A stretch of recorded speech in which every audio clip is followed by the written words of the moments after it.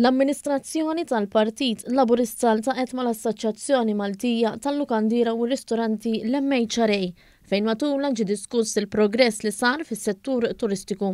Iżda wkoll ingħatat ħarsa fejn għandu jmur il-prodott turistiku Malti.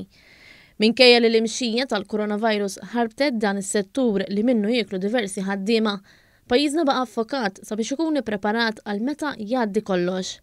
Iċ-ċermen tal-Mhra Tony Zara semma li issa jmiss strateġija b'saħħitha biex fis-snin li ġejjin it-turiżmu f'Malta jkompli jitjieb.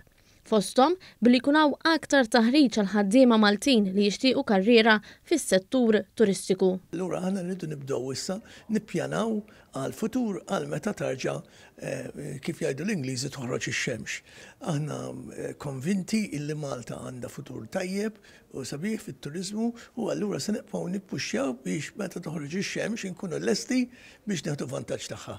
Matul din il-laqgħa li qed issir bħala parti mit-tiġdid tal-Partit Laburista feluq il-100 tiegħu, id-deputat mexxejja l-affarijiet tal-Partit Laburista l-Mhra tkellem dwar viżjoni fit-tul anke għal settur li għallna l-ħobż ta' kuljum lil bosta ċittadini f'pajjiżna. L-antana li fil-100 tal-Partit Laburista aħna nkunu qed nagħmlu da l-outreach exercise b'tal-imod li nkunu eventwalment nistgħu nġeddu l-politika tagħna għas-snin li ġejjin mhux f'termini sal-elezzjoni li ġejja jew whatever, imma ħafna iktar fit-tul, viżjoni fit-tul fejn jridu naraw il-pajjiżna miexi l qudiem.